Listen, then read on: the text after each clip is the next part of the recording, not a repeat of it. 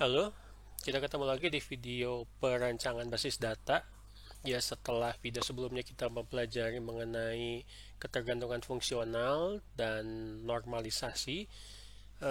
Di video ini kita akan melihat latihan ya. Saya harap ini bisa semakin eh, Anda mencoba dan akan semakin memahami bagaimana eh, melakukan normalisasi ya. Jadi latihannya ini mulai dari normal pertama ya, first normal form sampai dengan third normal form atau normalisasi ketiga. Saya harap dari sini juga Anda bisa melihat tahapan-tahapan bahwa normalisasi ini adalah syarat yang harus dipenuhi sebelum membentuk physical database yang akan digunakan oleh aplikasi. Oke, kita mulai. Uh, Tolong diingat lagi bahwa ketergantungan fungsional itu menjadi syarat ya. Kalau di sini kita latihannya itu adalah normalisasi 1, normalisasi 2, dan normalisasi 3. Jadi diingat bahwa normalisasi pertama itu kita akan mencoba untuk meminimalisir redundansi atau pengulangan data dalam sebuah kolom atau field.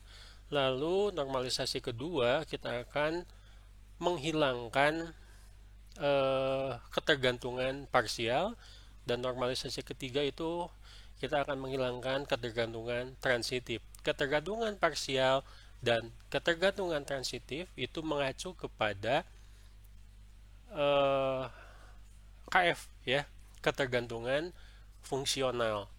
Jadi kalau KF-nya tidak diketahui, ya normalisasi 2 dan normalisasi 3 dalam contoh latihan ini akan sulit untuk dilaksanakan. Baik, misalkan kita memiliki tabel dengan nama siswa ya, tabel siswa memiliki 1, 2, 3, 4, 5, 6 buah field mulai dari nomor siswa sebagai primary key sampai dengan ukuran kaos ya, tipe datanya karakter panjang 3 ya, ada beberapa tipe data integer yaitu umur dan berat badan. Baik, misalkan pada saat Anda membuat IR entity relationship diagram, entitas siswa itu sudah di spesifikasikan, sudah dirancang memiliki 6 atribut. Jadi Anda terjemahkan menjadi tabel siswa dengan 6 field. Tetapi pada saat di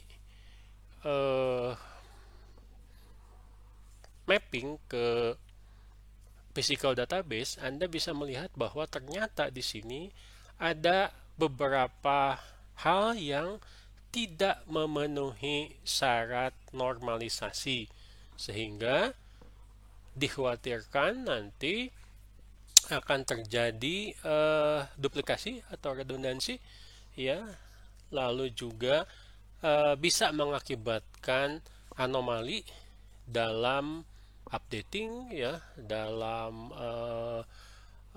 query ya, dan lain-lain.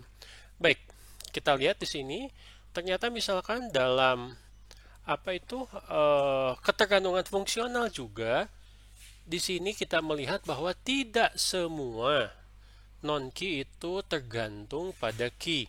Kebetulan di tabel siswa ini primary key-nya ya satu, nomor siswa, jadi tidak ada secondary key. Kuncinya, kunci utamanya hanya satu. Nomor siswa sebagai primary key ini menentukan nama, menentukan field umur, menentukan field berat badan, dan menentukan field hobi. Jadi satu primary key menentukan 1, 2, 3, 4 non key. Tapi ternyata di sini kita melihat bahwa berat badan yang non key itu ternyata menentukan ukuran kaos. Nah, dari sini Anda bisa melihat bahwa tabel siswa ini memerlukan normalisasi. Kembali lagi tadi alasannya adalah tidak setiap non-key tergantung kepada, dalam hal ini adalah primary key. Kita lihat misalkan normalisasi pertama. Ingat, syarat normalisasi pertama adalah meminimalisir redundansi. Ya, di mana kita lihat redundansi? Di hobi. Ternyata di sini misalkan berenang itu ada beberapa siswa yang memiliki hobi berenang, hobi apa ya, memasak ya, ada hobi membaca dan seterusnya. Jadi redundan ini tidak selalu vertikal tapi juga horizontal. Problem misalkan jika pada saat persyaratan atau requirement dari informasi yang ingin disediakan oleh basis data ingin mengetahui berapa siswa yang memiliki hobi berenang atau siapa siswa yang memiliki hobi memasak atau akan mengupdate misalkan menggambar menjadi melukis. Nah, itu akan sulit ya jika kondisi dari tabel siswa masih ada redundan seperti yang kita lihat di layar.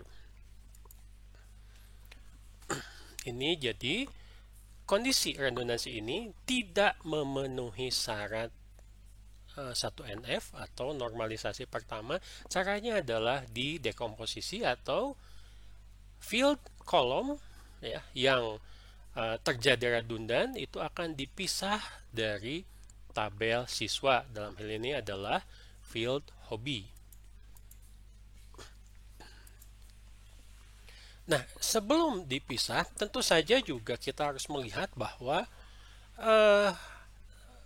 tabel yang didekomposisi dipisah dari tabel awalnya itu tetap harus berelasi.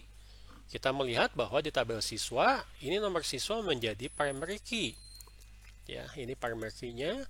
Lalu field hobi kita akan didekomposisi atau membuat tabel baru. Tetapi kita melihat bahwa siswa dengan primary key-nya nomor siswa ini jumlahnya adalah banyak, n. Sementara hobi juga banyak, jadi satu siswa memiliki banyak hobi. Satu hobi dimiliki oleh banyak siswa sehingga kardinalitasnya adalah n ke m. Betul kita akan memisah field hobi, tetapi juga relasinya, kardinalitasnya itu tetap harus diperhitungkan. Jadi jika Anda kardinalitasnya 1 ke n atau n ke 1 antara siswa dengan tabel baru, itu akan salah. Karena ternyata kondisinya adalah banyak ke banyak atau n ke m. Ya, banyak siswa ke banyak hobi. Sehingga hasilnya adalah kita tidak bisa langsung merelasikan antara siswa dengan misalkan kita membuat hobi itu dalam tabel baru dengan nama hobi siswa, di mana relasi misalkan yang namanya R1 itu akan dijadikan sebagai tabel, di mana tabelnya itu hanya berisi foreign key. Kita lihat, nah ini ya. Jadi R1 ini adalah tabel hasil bentukan, bukan hasil dekomposisi dari normalisasi, tetapi adalah konsekuensi dari pemetaan kardinalitas n ke m atau banyak ke banyak. Nah, ini ya konsekuensinya. Kita lihat tabelnya bisa diganti namanya ya, selama tidak sama dengan tabel siswa atau tabel hobi siswa. Nah, ini adalah tabel hasil dekomposisi. Muncul masalah, ternyata tabelnya tidak memiliki primary key. Silahkan, Anda bisa membuat primary key yang memenuhi syarat, bisa mewakili tabel tersebut, unik, dan tidak pernah kosong. Misalkan kita buat di sini adalah key-nya ID hobi. Oke. Eh, tabel yang tadinya satu ya, tabel siswa kita sudah dekomposisi menggunakan normalisasi pertama menjadi 3 buah tabel fisik ya, database fisik. Entity relationship diagram tetap satu entitas ya, kita tidak mengubah yang namanya model data. Baik, kita lanjutkan ke 2NF. Tujuan normalisasi 2 adalah memperhatikan ketergantungan fungsional untuk menghilangkan ketergantungan parsial. Nah, kita lihat di sini. Apakah ada lebih dari satu kunci? Apakah ada sekelompok satu atau sekelompok key yang tergantung ke dua kunci atau ke salah satu kunci? Ternyata di sini tidak ada. Kita melihat di sini key-nya hanya satu. Lalu kita melihat bahwa tidak ada key lain sehingga non-key di sini tergantung kepada nomor siswa sebagai primary key. Justru yang ada adalah berat badan sebagai non-key ini menentukan urutan kaos. Jadi dari 3 tabel hasil dekomposisi normalisasi ke-1, kita uji dengan normalisasi kedua, ternyata dari ketergantungan fungsionalnya sudah memenuhi syarat, jadi tabel tidak perlu didekomposisi lagi.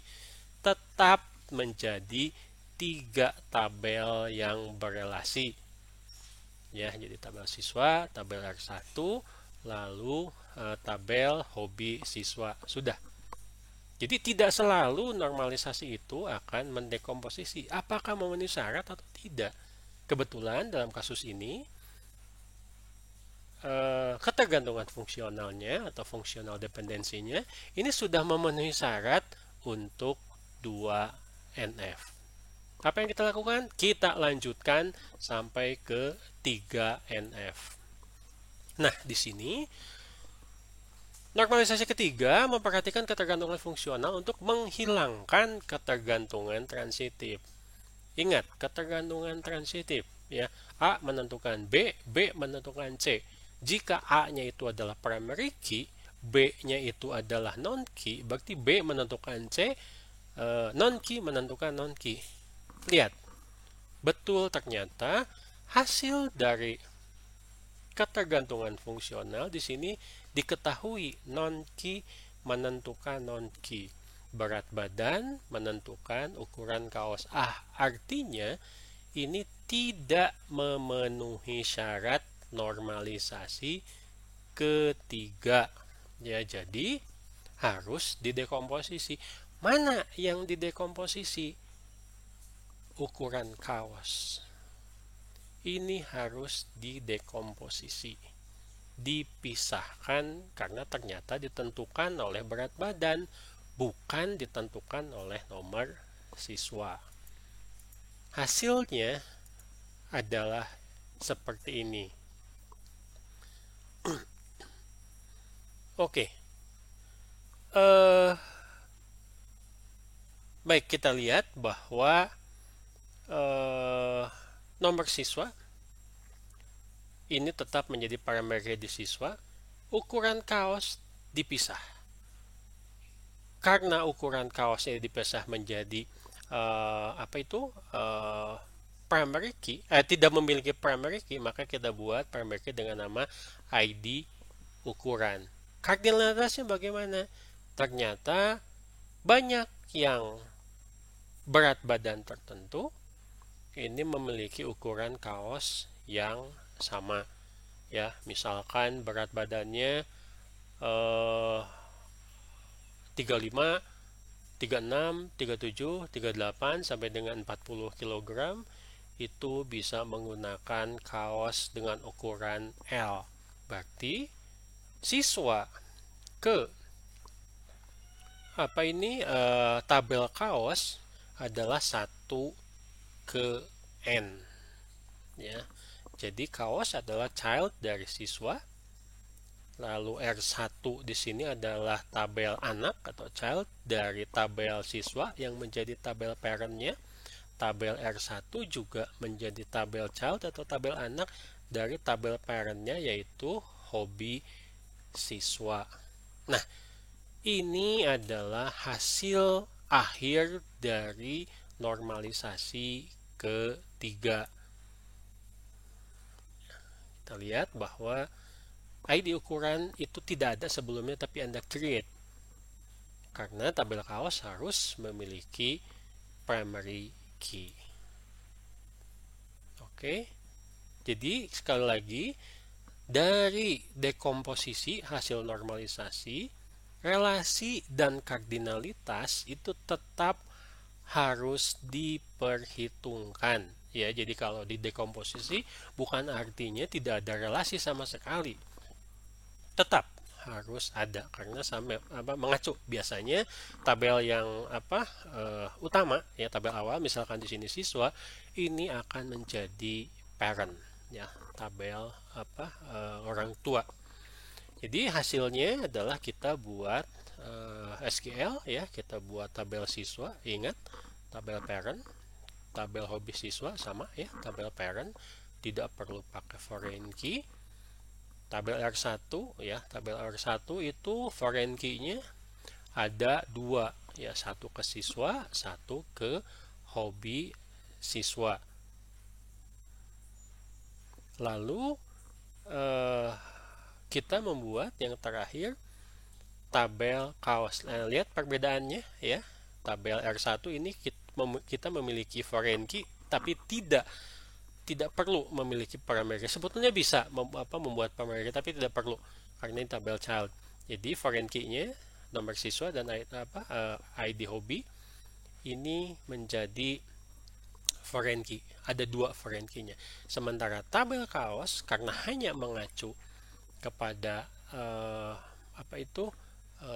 tabel siswa, ya, foreign key-nya hanya satu.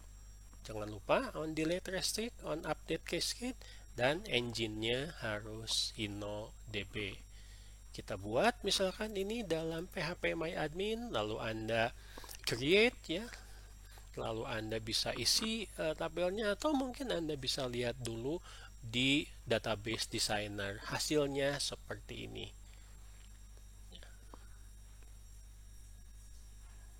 Oke. Ya, jadi satu dari siswa ke kaos, satu ke banyak. Dari siswa ke R1, satu ke banyak. Dari R1 ke hobi siswa, banyak ke satu. Ini hasil akhir dari normalisasi ke satu, kedua, ketiga. Secara umum, meskipun normalisasi itu sampai dengan ada normalisasi BCNF, normalisasi keempat, dan normalisasi kelima, tapi ini sudah dianggap cukup. Anda sudah melaksanakan normalisasi. Bagaimana untungnya? Misalkan di sini hasil normalisasi akan mempermudah insert data sehingga meminimalisir terjadinya redundansi data dalam sebuah field. Ya, misalkan ini akan memasukkan beberapa isi field ke tabel hobi siswa ya, hobi siswa, ID hobi, dan siswa hobi. Jadi nanti Anda bisa memasukkan misalkan dengan mudah hobi yang sebelumnya tidak ada. H01 basket, H02 tenis meja, H03 main game. Wah, dan seterusnya. Ternyata sampai dengan H10 misalkan dianggap cukup hobinya. Satu saat mungkin perlu diupdate. Ada yang siswa memiliki hobi baru, tinggal ditambah H11, masukkan hobinya. Bisa dengan mudah di insert ke dalam tabel hobi siswa tanpa perlu untuk memerlukan banyak kesulitan. Lalu query kedua, Anda akan mudah mengupdate hasil dari normalisasi sehingga kemungkinan untuk terjadinya field yang tidak terupdate itu kecil, jadi semakin kecil juga menimbulkan kemungkinan untuk anomali. Ya, misalkan tadinya hobi dengan ID hobi H07 itu hanya membaca. Lalu dengan perintah update hobi di tabel hobi siswa ini diganti menjadi membaca buku. Cukup sekali saja. Jadi setiap siswa yang punya hobi membaca sekarang mempunyai hobi membaca buku. Oke, kodenya ini sebagai syarat ya, karena H07 itu tadinya membaca diganti menjadi H07 membaca buku. Memudahkan sekali untuk update. Misalkan selanjutnya adalah query untuk pencarian data. Kita sudah update misalkan tadi. Lalu apa untuk tadinya membaca jadi membaca buku. Lalu akan kita cari siapa nomor siswa, nama siswa, dan yang hobinya membaca buku. Ingat ya bahwa tadi relasi antara tabel siswa dengan tabel hobi siswa itu harus melewati tabel R1. R1 tidak bisa dipisahkan ya, karena siswa nyambung ke R1, R1 baru nyambung ke hobi siswa, sehingga referensial integrity-nya atau integritas referensialnya relasi antara primary key dengan foreign key yang mengacu kepada referensi ini harus ada dua. Yang pertama adalah nomor siswa di tabel siswa dengan nomor siswa di tabel R1. Ya, ini referential integrity dari relasi antar tabel siswa dengan R1. Lalu harus pakai N ya, tidak boleh pakai OR. Ini referential integrity relasi antara R1 dengan hobi siswa, di mana dihubungkan antara foreign key ID hobi di tabel R1 dengan primary key ID hobi di tabel hobi siswa. Setelah urusan referential integrity-nya itu sudah beres, baru Anda masukkan syarat selanjutnya yang harus dipenuhi sehingga kata sambungnya itu adalah N. Di sini baru kita masukkan hobinya itu membaca buku. Ingat ya. Jadi meskipun di sini di selectnya tidak ada R1, R1 tetap harus dimasukkan. Query keempat. Hasil normalisasi akan mempermudah pencarian data, misalkan membuat query untuk mencari ukuran kaos tertentu. Tadi ini hasil dari normalisasi ketiga ya. Dengan berat badan atau umur tertentu. Misalkan kita akan menampilkan berapa ini? Ada 3 field ya, nomor siswa, nama, dan ukuran kaos dari cuma 2 tabel ya, karena carinya di tabel siswa dan di tabel kaos. Untuk from Anda boleh pakai alias, tidak juga tidak apa-apa. Lalu syaratnya ini ternyata ada 2, tapi meskipun syaratnya ada 2, ingat referential integrity juga menjadi syarat, sehingga sebaiknya ditulis di awal. Ya, relasi antara siswa dengan kaos ini disambungkan, direlasikan antara nomor siswa sebagai primary key di tabel siswa dan nomor siswa sebagai foreign key di tabel kaos. Syaratnya adalah siswa yang memiliki berat badan antara 35 dan 38 atau memiliki umur antara 17 dengan 18 tahun. Ya, jadi kenapa di sini bisa langsung angka? Ingat tadi bahwa berat badan dan umur tipe datanya adalah integer sehingga mudah digunakan ya, tidak perlu menggunakan kutip misalkan. Oke. Jadi kalau kita lihat di query ini meskipun syaratnya ada 2, tetapi karena melibatkan 2 tabel, syaratnya nambah 1 lagi, yaitu referential integrity. Oke.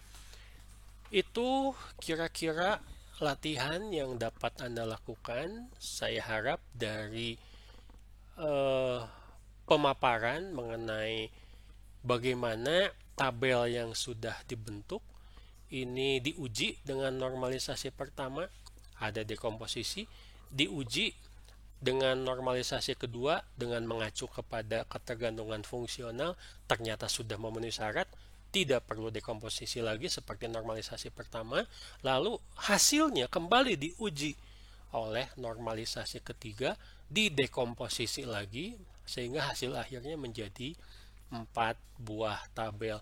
Itu yang menjadi hasil akhir mapping, itu yang menjadi basis data fisik yang digunakan di dalam aplikasi.